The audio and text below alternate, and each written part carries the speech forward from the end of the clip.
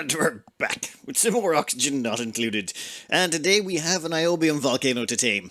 And as well as that, I'd like to actually compress this steam down a bit. It's taking up too much space, and I would like it to be taking up less. So excuse me while I do a little bit of digging here and there.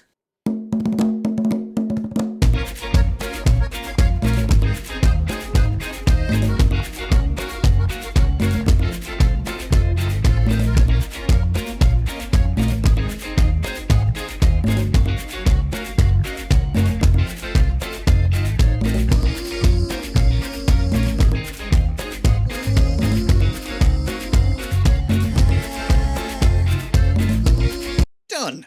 So much neater. And we've put in a layer of insulated tiles right here, so that will keep all of this heat trapped in here and we can deconstruct all of this stuff later. However, there's some heat left on the map we need to get rid of, and I think I have a way of introducing that heat to our steam room without causing us too much difficulties. Though yes, this might take me another minute. Before we start moving this magma, I would like to do a little bit of a sweep up. So we've set up some drop-offs down here, and we're going to take all the hot stuff we've got lying around the map and put it down there in the hot area with all the other hot stuff. And then we'll add in the magma hot stuff, and that should get rid of all of it. This here is getting a little bit warm. It's got above 300 degrees, so we've had to change out everything for niobium. Otherwise it would overheat. This is good for 625, this is good for 575. I wonder what happens after we add in the magma. It might get a little bit toastier in here. You know what? I don't care. It'll be fine. Either we've got enough cooling or we don't. Ooh, pressure in there is actually getting a little high. In that case, we should increase the mobility of all that stuff. Give us some mesh tiles. Hopefully that'll improve gas flow a little bit. Oh, 900 kgs. Alright, the pressure's a little bit high, but it's not that bad. I mean, the steam turbines are still working away, eating through that heat at a reasonable pace. That should give us a decent-sized magma tank. I'm going to try and get most of the magma to go in here, but this might... What? Grab us that one there while you're at it, buddy. Now run. Yep, there you go. Much better. You can wait in the ship for a while this fills up. We're going to try and drain all of this tank as best we can. Then we're going to use pitcher pumps and bottle emptiers or whatever it takes to try and maybe make this place... Well, to try and move all of that magma in here. Then we can seal it off and dump it into the steam room. Might get a little bit toastier in there, but hopefully not enough to melt anything important.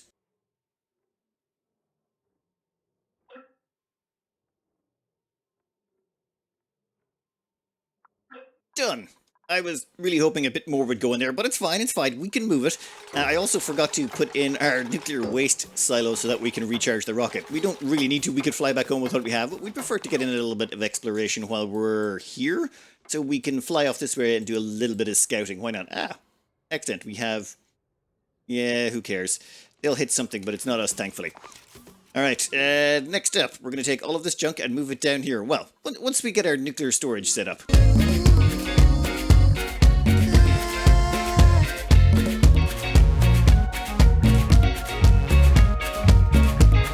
And this is the last piece of magma. Just the very, very last piece. 169.5 kgs. Gone. All dumped in here. Right. Let's seal this whole thing in. I say if we do that, we should be grand. Yeah, I think we can squish it down about this level. Shouldn't be too hard.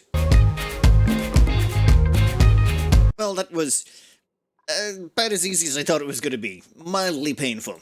Now what we can do is we can sweep up all this junk. And we can put it down here where it can... all its heat can be absorbed by the steam turbines. Might take a while. It's still about 300 degrees in here, 340 in places. Yeah, it's going to take a long while for those steam turbines to eat all that heat. And if we dump all that in right now, I think that might be bad for its health. So let's just maybe leave that a little bit longer. We'll let it run down the heat a wee bit before we throw in some more on top of it.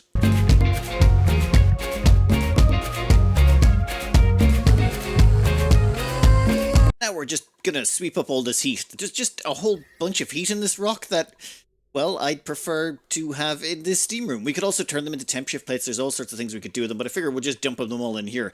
If we want to pick this place clean, we kind of have to store it all. I don't want to leave this whole block solid. I want to leave everything just gone. Just finished. Now, one weird thing is, you can now place blocks over temperature shift plates. I had no idea you could do that. I didn't think that was even possible, but yes, it turns out now you can place a block over a temperature shift plate, which is why we have temperature shift plates behind these blocks. I don't know when that changed. Oh well, let's just do a quick sweep, and then we can get around to this Niobium volcano. It's still dormant though, so we have a little bit of time.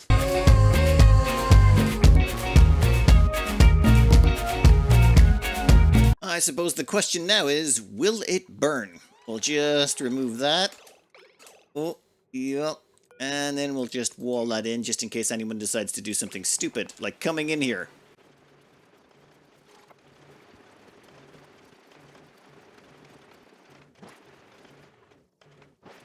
Well, that worked out incredibly well. It ate all that heat like a champ. Alright. Temperatures in here didn't get high enough to melt anything. I mean, okay, steel's not going to enjoy it around this place, but our niobium stuff is just laughing that stuff off. Excellent. Right. Let's compress this down a little bit smaller. We'll have problems with the vent overpressurizing, but we can work around that quite handily. If we compress this anymore, the steam pressure in here is going to go above the 1,000... Actually, wait. What happened to a bunch of our steam? We were almost at 1,000 kilos. Oh, we made more space. But once we compress this down, it's going to go above 1,000 kilos, and that water won't be able to vent, because even though it's 1,000 kilos of gas pressure, that's what the vent overpressurizes. It doesn't matter if it's liquid or gas, it'll just overpressurize. So what we're going to do is have it come down here and go into basically a vent in some oil. That's it. Very simple, very basic, and this is reminding me an awful lot of that time. Yeah, we burned an ocean on a magma biome, but just much, much smaller. Let's seal this sucker up on the sides, compress the gases down, make this whole place just that little bit tinier and easier to deal with.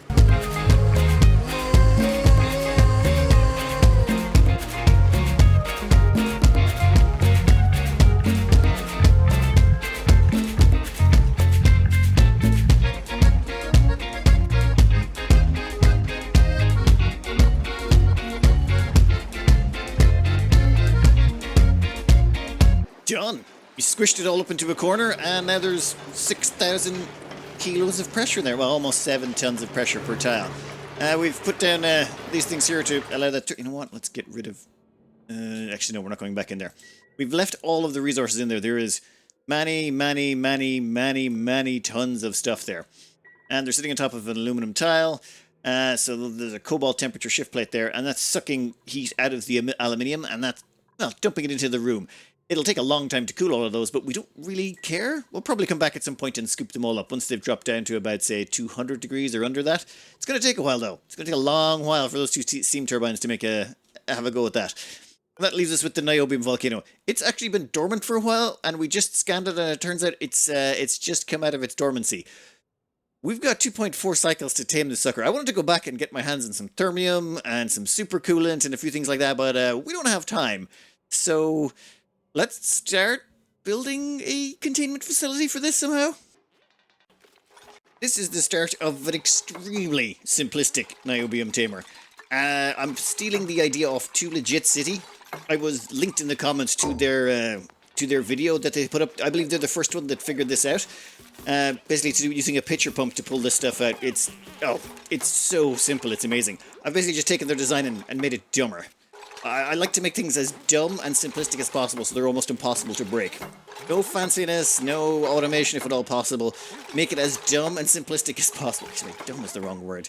No frills attached. There is no frills. This is the basic model. You can tack more stuff on if you like, but if you just want the basics, this thing will get you sorted. And then if you want to fancy it up and put on some more automation and fancy things like that, you totally can. But it shouldn't be necessary. This should just work and should be almost impossible to break. I mean, in theory, I haven't really tested it in depth. And now we get our first test, I suppose. This is about to erupt with 283.4 kilos of niobium per second for 63 seconds. It's going to be a lot of niobium. Oof, wait, just stop doing that. You're making me nervous. Alright, we're going to need to get some water in here actually in a reasonable time frame as well. We're going to want to use water to fill this up, and we're going to need a lot of water. About 10 tons of this stuff. Yeah, well, I better run some piping down from the ship. Right, we've got the piping going in here, and we're going to need a lot of water to make this design work. It's a very, very dumb design.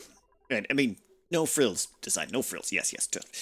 Alright, we should be able to just move the water around because we've got so much piping going everywhere. Yeah, all the excess water can come from there. Wait, that's the input? Damn it, I wanted to go to the output. Go to there. Like I said, this ship is just so compressed that you can pretty much, if you've built a few extra pipes here and there. Excellent. Now all the excess water that's not going to our oxygen production, which we don't actually need. What have we got? 6 tons of pressure in there for oxygen. That's fine. Water can start coming down here. Ooh. How much petroleum we got in there? 18 kilos. Yeah, that's enough. Done. All right, so we got a layer of liquid in there. We are going to have to put some water into the cooling loop. That can be arranged. All right, done, and done. We need this to fill up to about 1 ton of pressure at the bottom here, which will be long after this erupts. It's going to take way too long. 600 kilos per cycle, or 6 tons per cycle, so it'll take us about a cycle and a half to fill this. We got 2 seconds left on this eruption. Let's see if it breaks anything. Wow, that's just so much niobium. Oh my god. Alright. 15, 16, 17, 1800 kilos. 2 tons per tile. Yes, this could take a while. 3 tons per tile. Right, so 3.4 tons-ish, 3.5 tons-ish of liquid niobium per tile at 3,226.9 degrees centigrade. And next eruption will be in 13.6 cycles. That's, great. Just wonderful. Wonderful indeed. Right, let's continue on with our little project here. Oh, and I need to put in a liquid lock here. A quick liquid lock made out of petroleum. That should make things a little bit safer. And I'm going to need some naphtha for 2 things here. One, we want a blob of naphtha right here. Fortunately, we didn't bring naphtha with us. But we did, in the background, build one of these. Interplanetary launcher. We filled it up with some rad bolts. We pumped in some naphtha from over here. And then we fired it through there. It was a little bit janky and weird to put together, but it worked. All we needed was 200 kilos of this stuff. So we have fired over 200 kilos to here. Unfortunately, it's up there. I'm thinking, actually, we can just deconstruct those two. And let's get one of those thingy-what's-it that allows us to unpack it. It's somewhere under rocketry. Payload opener. There we go. Perfect. So we'll get a payload opener. Only takes ore. And once that's done, that'll give us just enough naphtha to do what we want to do. And payload opening. Excellent. What do we got? 200 kilos of naphtha. Well, then we can deconstruct it. Naphtha should come out as a bottle. We can start using that. We need 1 blob over here, 1 blob over here. Come on. Perfect. 200 kilos of naphtha. We might actually take some of that with us as well. It might be useful for some of the things. We could have actually built this liquid lock using naphtha. That might have been a smarter plan. Now, we only need a few kilos here.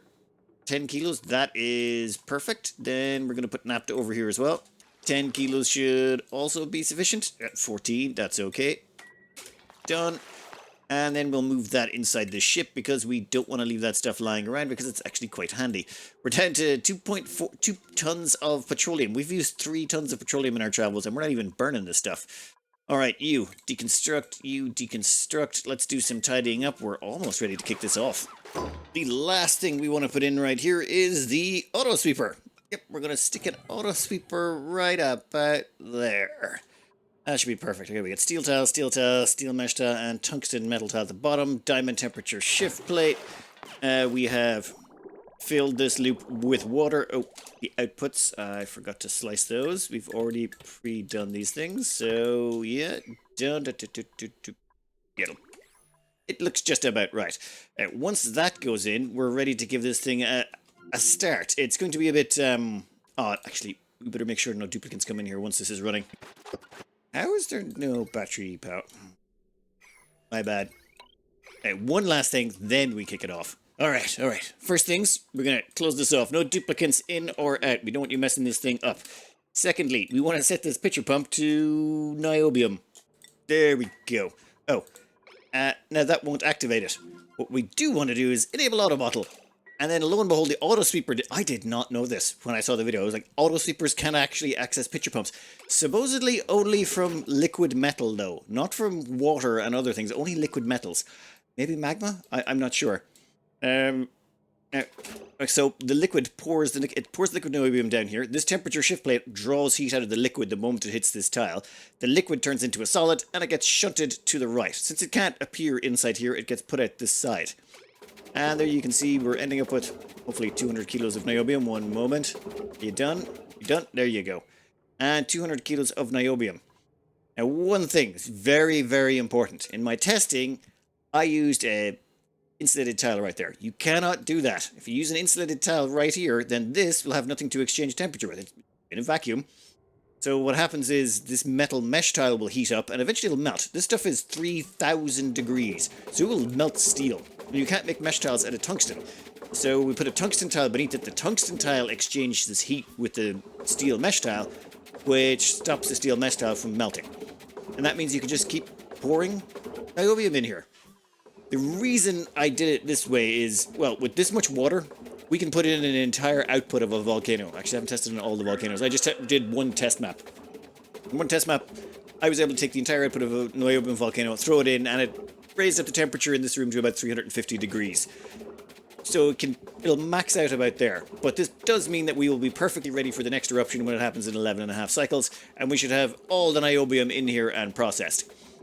Does mean though you got to make this thing in here out of niobium, and we're gonna have to break back in and put in some batteries. It's just we didn't have any niobium at the time, so we'll wait until this steams up or until it's finished processing all of this niobium, and then we can break back in and use the niobium we've just captured to put in the batteries. So let's push this forward a bit and see if when the water starts to boil. Already starting to get some steam, and we're not even close to like 2.8 tons of stuff left in here. Ooh. How are you looking in there? How much of that niobium have we got? 3 tons of niobium already. The productivity out of these things is absolutely crazy. Oh, and this whole thing is currently running off this down here. Why not? In fact, we could just leave this as a battery, set up some automation, only turn it on when we need it. I mean, theoretically, we don't need to cool it down anymore. And it already is, though. It would be nice to take the niobium. Actually, we're talking about, we don't need the niobium. Soon we're going to have several tons of this stuff. Well, we've just about converted, how many tons of water was that again? Well, a little bit over 10 tons of water to steam. That's sort of impressive. Now let's see how much hotter we can get this. I have set this to not turn on until the temperature goes above 150. We want to make sure we leave some heat in this to keep it going in between activations. You see, that auto sweeper needs to be powered at all times. We would hate for the volcano to activate, spit out all its niobium, go dormant for however long it goes. What's its dormancy? About 30 cycles. Actually, almost 40. So if it went dormant for 40 cycles, the batteries run down. This auto sweeper would not be able to pull the niobium from here to the bottle emptier, and we'd end up with the whole thing stalling out. Of course, we could use this as a battery, but I'm trying to make this, well, simplistic. No frills attached, no external power source required, which is why there is just enormous amounts of water in here. And we're going to break back in to put in a couple of batteries. Should be fairly handy. Let's just wait until all of this niobium is processed. Actually, wait. We do want to get in here now. This has heated up enough. It's at 100 degrees. That means this naphtha has been heated up. We should be able to open this up without the steam escaping. That's the theory. Though we do have to let the duplicants back in, and they might mess with this bottle emptier. So let's put another door over here just in case. Now, that is one of the downsides of this design. It requires about 10 tons of water. A little bit hard to come by on the fire planet. Well, unless you've got a nice biome, I suppose. Oh, maybe I should have thought ahead on that front. Never mind. Down here, see, we are going to deconstruct that tile. And since the steam in here is hot enough and the naphtha is hot enough, nothing should turn to water, no droplets should happen, and that naphtha should remain absolutely firm. Which it does. Perfect. Now we can get in here. And we can start putting down some batteries. Let's see, we would like actually, we got to do a quick bit of tidying up, get rid of that, get rid of the liquid pipe behind it. We'll put down a niobium battery. In fact, I was going to put down 2, but I don't think it's required. You know what, let's just stick in a smart battery, make that also out of niobium. And we'll put that over there, give us an automation wire, just so we have a little something. There. Then we can seal this back up again. We're just about dry on the niobium. Temperatures in here have gone up to 220 degrees. Actually, what naphtha is safe to? Now that I should probably double check that. 538. Yeah, we should be fine. Plenty fine.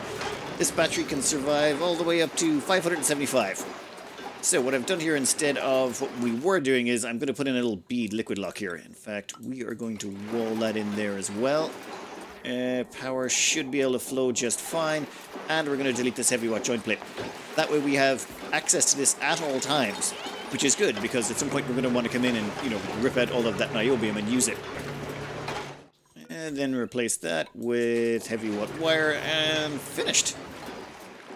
Perfect. We've drained all the niobium. The temperature got to 220 degrees. Yeah, that's pretty hot. It's probably going to get to about 400 degrees, or when we put in the next batch in about 8.1 cycles, or by the time we're finished putting in all of the next batch. I suppose we'll find out when the time comes. We managed to successfully destroy all the heat from the last batch. Well, we chucked this place down to like 150 pretty stably all across the board. This is still giving off a little bit of heat. There's like 17 tons of niobium in here. But that's okay. Now there will be more. There will be 34 tons of niobium in here by the time we're finished. That's fine. We just want to see exactly how hot it gets. But the great thing about, well, this design in steam turbines in general is the hotter it gets, the more heat they delete. So they'll keep deleting heat up until 200 degrees, and then their power will max out. But you can go up to 300 degrees, they'll still keep deleting heat. In fact, you can go up to 4, 5, 600 degrees, and they will still keep reducing all of that steam temperature down to 95°C. So their heat deletion keeps going up and up. You just have to make sure that your cooling can keep up with the heat they're deleting, because they do give off more heat the more heat they're deleting. Only 10%, so 10% of all the heat they destroy gets given back to you as more heat. It's just the way it is. But so long as the aquatuner is able to keep them cool enough, this can just keep going as high as we want. Alright, we're at 160, we got tons of this left. Let's just fast forward this a bit and see exactly how hot this becomes.